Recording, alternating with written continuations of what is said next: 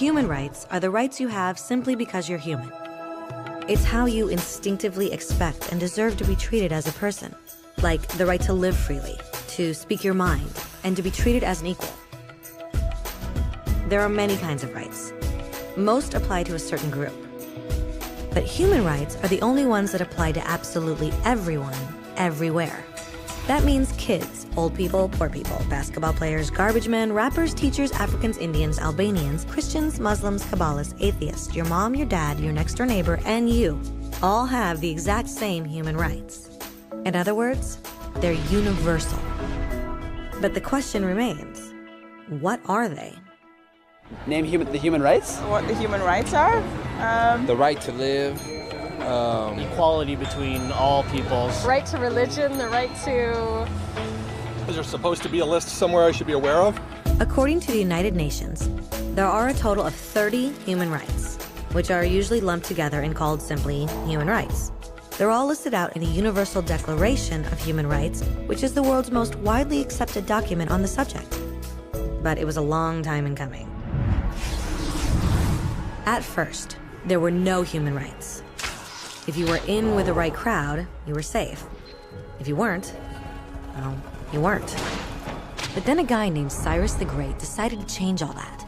After conquering Babylon, he did something completely revolutionary. He announced that all slaves were free to go. He also said people had the freedom to choose their religion, no matter what crowd they were a part of. They documented his words on a clay tablet known as the Cyrus Cylinder. And just like that, human rights were born. The idea spread quickly to Greece, to India, and eventually to Rome. They noticed that people naturally followed certain laws, even if they weren't told to. They called this natural law, but it kept getting trampled on by those in power. Not until 1,000 years later in England did they finally get a king to agree that no one can overrule the rights of the people, not even a king. People's rights were finally recognized, and they were now safe from those in power. Kind of. It still took a bunch of British rebels declaring their independence before the king got the point that all men are created equal. Which isn't to say he liked the idea, but he couldn't stop them, and America was born. The French immediately followed with their own revolution for their own rights. Their list was even longer, and they insisted that these rights weren't just made up. They were natural. The Roman concept of natural law had become natural rights. Unfortunately, not everyone was so thrilled. In France, a general named Napoleon decided to overthrow the new French democracy and crown himself emperor of the world. He almost succeeded, but the countries of Europe joined forces and defeated him.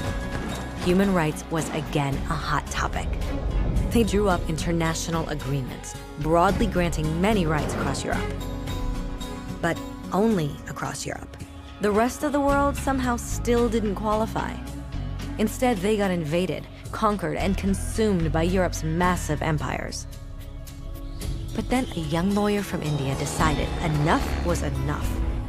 His name was Mahatma Gandhi, and in the face of violence, he insisted that all people of Earth had rights, not just in Europe. Eventually, even Europeans started to agree. But it wasn't going to be that easy. 2 world wars erupted. Hitler exterminated half the Jewish population of Earth in horrifying Nazi death camps. And all told, 90 million people died. Never had human rights been so terrifyingly close to extinction. And never had the world been more desperate for change. So the countries of Earth banded together and formed the United Nations. Their basic purpose was to reaffirm faith in fundamental human rights, in the dignity and worth of the human person. But what were human rights? Were they the proclamations of Cyrus, the natural laws of Rome, the declarations of France? Everyone seemed to have a slightly different idea of what human rights should be. But under the supervision of Eleanor Roosevelt, they finally agreed on a set of rights that applied to absolutely everyone. The Universal Declaration of Human Rights. The French concept of natural rights had finally become human rights. So, in summary, at first, only a few lucky people had any rights, until one of those guys decided, hey, other people should have some rights too, which was great, except not everyone agreed. And it only took a few thousand years of fighting and declarations and more fighting until everyone finally agreed that human rights should apply to everyone. And they all lived happily ever after. Except for one little problem. If people have the right to food and shelter, why are 16,000 children dying of starvation every day? 1 every 5 seconds. If people have freedom of speech, why are thousands in prison for speaking their minds? If people have the right to education, why are over 1 billion adults unable to read? If slavery has truly been abolished, why are 27 million people still enslaved today? More than twice as many as in 1800. The fact is, when it was signed, the Universal Declaration of Human Rights did not have the force of law. It was optional. And despite many more documents, conventions, treaties, and laws, it's still little more than words on a page. So the question is, who will make those words a reality? I have a dream today. When Dr. King marched for racial equality, he was marching for rights that had been guaranteed by the United Nations for almost 2 decades. But still, he marched. When Nelson Mandela stood up for social justice in the 1990s, his country had already agreed to abolish such discrimination for almost 40 years. But still, he fought. Those who fight today against torture, poverty, and discrimination are not giants or superheroes. They're people.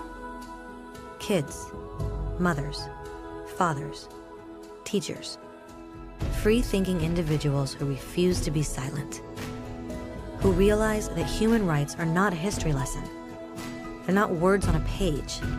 They're not speeches or commercials or PR campaigns. They are the choices we make every day as human beings. They are the responsibility we all share to respect each other, to help each other, and to protect those in need. As Eleanor Roosevelt said, where, after all, do universal human rights begin? In small places close to home. So close and so small that they cannot be seen on any maps of the world. Yet they are the world of the individual person, the neighborhood he lives in, the school or college he attends, the factory, farm, or office where he works. Such are the places where every man, woman, and child seeks equal justice, equal opportunity, equal dignity without discrimination. Unless these rights have meaning there, they have little meaning anywhere.